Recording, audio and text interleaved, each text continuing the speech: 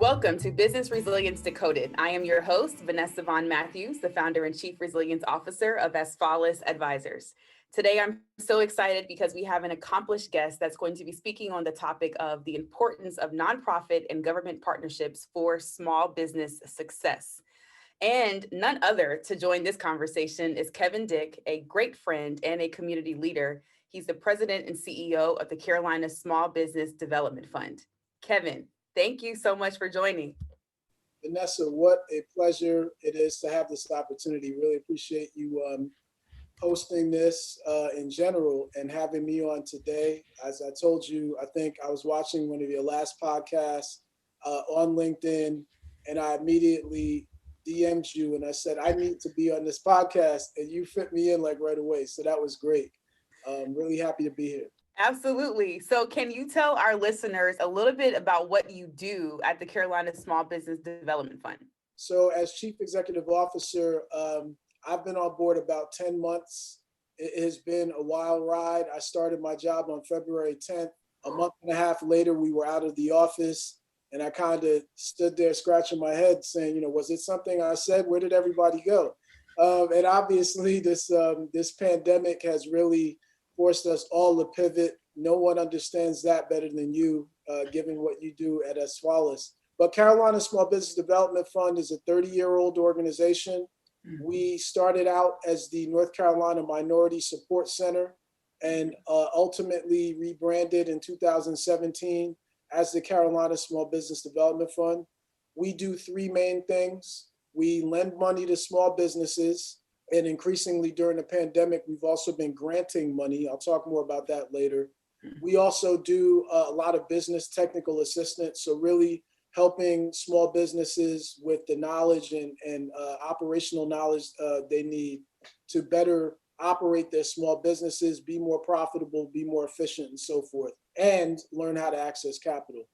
And finally, we engage in policy and research a lot. So we always want to keep major stakeholders in the community, whether that be elected officials, philanthropic organizations, small business owners, other governmental agencies. We want to keep them informed about the impact that small businesses are having in North Carolina's economy, as well as the impacts that events like the pandemic or natural disasters can have on small businesses, and why small businesses need to be a priority when it comes to policy development and implementation. Wow. So I heard access to capital, I heard business acumen, I heard grants, loans, policy research. So essentially, if you're in North Carolina, you need money and you're a business owner, you need to call Kevin. Pressure, Vanessa, no pressure. No pressure.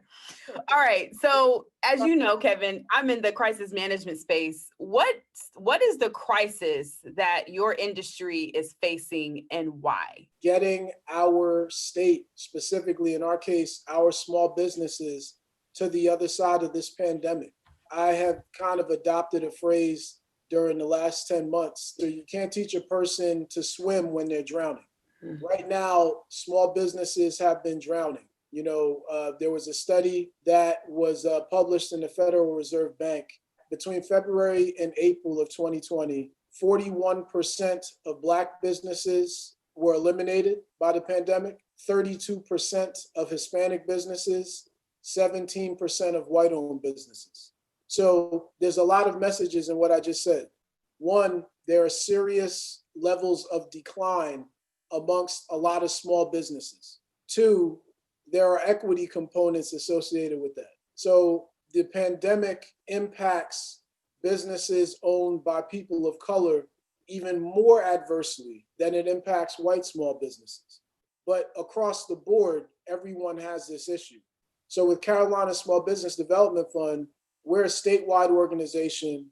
We lend money to small businesses owned by people of all races, both genders, in urban areas, rural areas, veterans, non-veterans.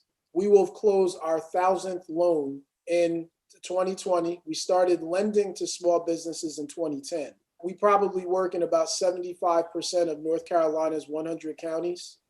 we have been very active in the pandemic in terms of the crisis that this industry is facing. I would say Carolina Small Business and a lot of the community development financial institutions throughout the country are all tasked with helping small businesses or still being able to create affordable housing in the midst of a really uncertain economy. So that's the main crisis point. Well, I mean, Kevin, you kind of just laid it on out there, sir. As a business owner myself, it's been interesting to see how different companies were impacted by the executive orders, depending on what state you lived in, as well as, to your point earlier, the business acumen, Right. and really understanding how to navigate the different dynamics of the access to capital specifically that was coming out from federal nonprofits, et cetera. So I guess that kind of leads us into our next question. Can you help us understand why government, nonprofit, and corporate partnerships are so important? Vanessa, I think that right now more than ever, all of those sectors recognize the importance of small businesses. And so they all need to band together to help fix the problem. And what we've been able to do over the last 10 months in partnership with a lot of governmental and private organizations, I'm really proud of my team. It's really important from the governmental perspective because small businesses serve as the spinal cord, if you will, of a community, right? There's so much about the character of a community. Think about in Charlotte. Mm-hmm. Think about some of those community businesses that you've come to know as staples in a community, right? Whether you're talking about West End Seafood on Beatty'sford Road, or if you want to talk about Manolo's Bakery on Central Avenue, Freshwater's Restaurant on Graham, Snoopy's. These are places, they're all small businesses and they're all institutions in their communities. When these kinds of businesses leave a community, it leaves a significant vacuum. But like a lot of a significant percentage of our loan portfolio, all of the businesses I just mentioned depend heavily on customer traffic, in-person interaction. And during the pandemic, you can't have as much of that. So governments recognize that they've got to save small businesses like that. One, to help preserve the character of their communities. Two, because it's an economic development and math argument. Those businesses pay sales taxes. That revenue helps fund the government. When those businesses can no longer pay sales taxes because they're closed, that's a revenue loss for the government. And then and that's local government.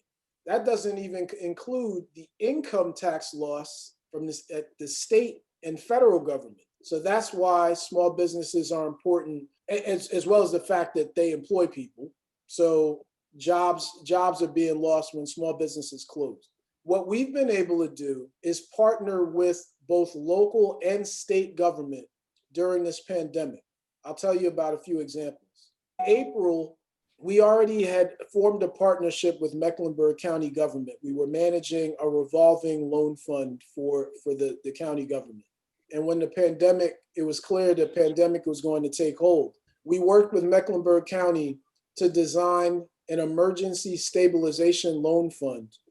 Since we launched that program in April, we've been able to deploy over $4.5 million in capital to 212 businesses throughout Mecklenburg County. When we started to have a lot of traction in that program, say about around the springtime, the city of Raleigh noticed.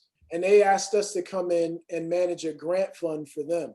And with the city of Raleigh, we've been able to help over 180 businesses with about 1.4 million in capital. Public-private partnerships. We talk about how the corporate sector helps with this. What was really ingenious that the city of Raleigh did, they allocated some public money, but the mayor made a call and was able to attract corporate giants to the table. There are too many for me to mention anyone specifically, but over 40 businesses answered that call. Mm-hmm. And whereas the city had allocated about $855,000, we were able to add over $500,000 of that. So instead of serving 110 businesses with an average grant size of about 7,000 or 7,500, we were able to add another 70 businesses because of the corporate presence. And when we started that in the city of Raleigh, the city and county of Durham noticed. And Durham said, we don't necessarily have the ability to administer a grant fund like Raleigh's doing, but we can partner with a very significant private partner in Durham. You might have heard of him, Duke University. And Duke basically said, hey, we'll allocate $1 million as part of this effort. We will match the city and county's effort. The city and county put forth 1.8 million. Duke put up 1 million. Then we had a $2.8 million grant and loan fund. I'm proud to say we're about exhausted of the $1 million in grants, and that's helped 140 businesses in Durham. We've also done another 25 loans. So that's been about another 600,000. And we've got more money to lend. And then finally, the state government noticed too. And they said, well, we really need to get money out to our supply chain. We need to get money out to businesses that are certified to do business with the state, namely historically underutilized businesses or hub businesses and disadvantaged business enterprises, businesses that are organized and certified to do business on federally funded projects. In the space of 6 weeks, we've been able to deploy over $5 million to over 270 businesses. And we've got a not-for-profit partner, the Institute for Minority Economic Development, that's done another 300 or so businesses. So together, we've deployed $10 million since October in this program. So look, if I was in a Baptist church, I would have a tambourine and I'd be running around the church screaming. And you might be doing that to say, hey, to give me the hook because I talk too long. Well, a key word that you use is public-private partnerships. And in our discipline, that's something that we understand. And I remember back when Craig Fugate was the director of FEMA, and he was very driven and intentional about the importance of private sector involvement.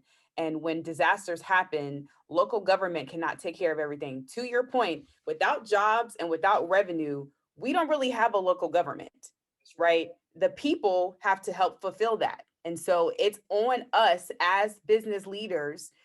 We have a responsibility when it comes to the recovery of what happened with COVID-19. The challenge is that this crisis wasn't a hurricane. It was really more of an economic development crisis. And so now we have different people that are taking front stage and that are having to lead and guide. But for those of you who are business leaders, you have a responsibility, whether you're a small business, whether you are a private business. You just heard Kevin lay out what him and his team are doing from a CDFI perspective. Kevin, are there other CDFIs and other locations that our subscribers may be able to tap into? Absolutely. There are a number, by the way, in North Carolina, community development financial institutions. These are organizations that are chartered by the U.S. Department of Treasury to lend money and provide resources in underserved communities. The Small Business Administration, while we've been doing this local stuff, we've heard these initials over and over again, PPP, EIDL. These are resources. The EIDL continues to be a potential resource for small businesses. There are a number of access points for small businesses. One of the things we knew was a challenge for small businesses over the summer was actually when all of these things were in the marketplace, it almost became overwhelming and confusing. And so one of the things our organization and others do is try to help small businesses navigate this landscape of all of these resources. So y'all, this is what I would say. Kevin just came in here and dropped the mic. So now I have to pick it back up from the ground. So I know we're coming up on our time. How can our listeners find you and your organization? carolinasmallbusiness.org online. And my marketing communications person will kill me because I don't have all of these handles memorized. I'm sorry, but if you start with carolinasmallbusiness.org, you can find information on all our programs and services.